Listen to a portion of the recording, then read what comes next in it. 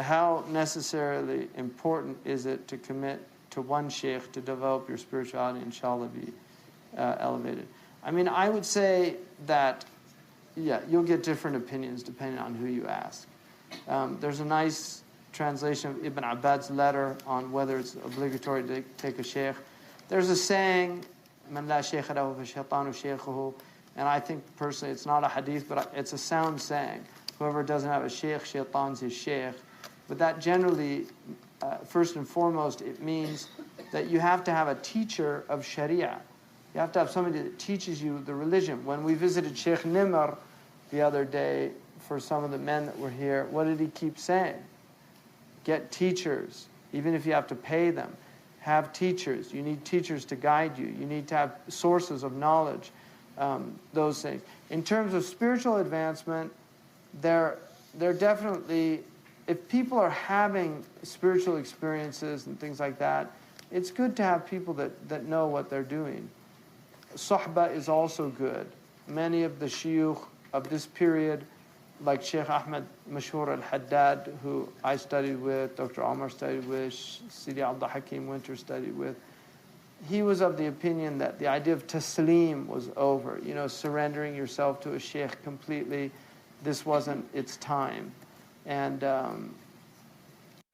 there's a lot of dysfunctional aspects in a lot of relationships that happen. So there are problems within all these systems. And surrendering your sovereignty, you have to be very careful about that, who you're going to give your sovereignty to. Some people demand a lot. There's a poem by Robert Frost. They say the truth will make you free. My truth will make you slave to me. So you just have to be careful. There's a lot of manipulation out there. People from Pakistan know very well about the Pir Sahibs and what happens in that system. I'm not making it up, am I? I mean, a lot of these people, they're just flat out charlatans. There's charlatans all over West Africa. Sufi sheikhs and, come and be a murid. And then they have a lot of, the danger of Sufism that bothers me about it is there's a lot of principles in tasawwuf that are very easily manipulated into certain cultic control mechanisms, and they become very dangerous.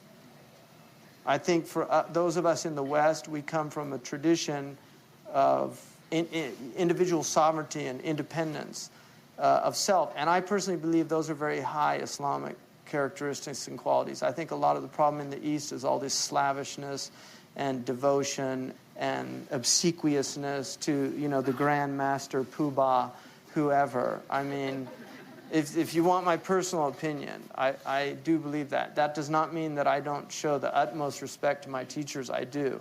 Sheikh Abdullah bin Bay is my teacher, and, I would be very hesitant to ever. But what I love about him is he's somebody that respects my opinion, listens to my opinion. He's never been despotic in any way. Habib Ahmed Mashhur al-Haddad was not despotic at all. He didn't get angry at people. He didn't abuse people. Those are the teachers that I had. Sifadul al-Hawari was like that.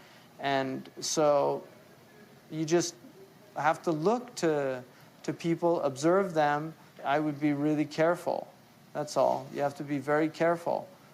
There's a lot of people, and then there's some people that are not charlatans. They're either deluded or they're trying to keep something alive that's important to keep alive, and they have their own limitations. Sidi Ahmed Zarruq said that there weren't any complete teachers by his time. He's 9th century. So he already said that the completed masters were gone. And he said, so just find people that could do the best that they could and recognize their shortcomings, and don't have greater expectations than they can do that. So that's what I would say. Wallahu ta'ala a'lam. Allah knows best.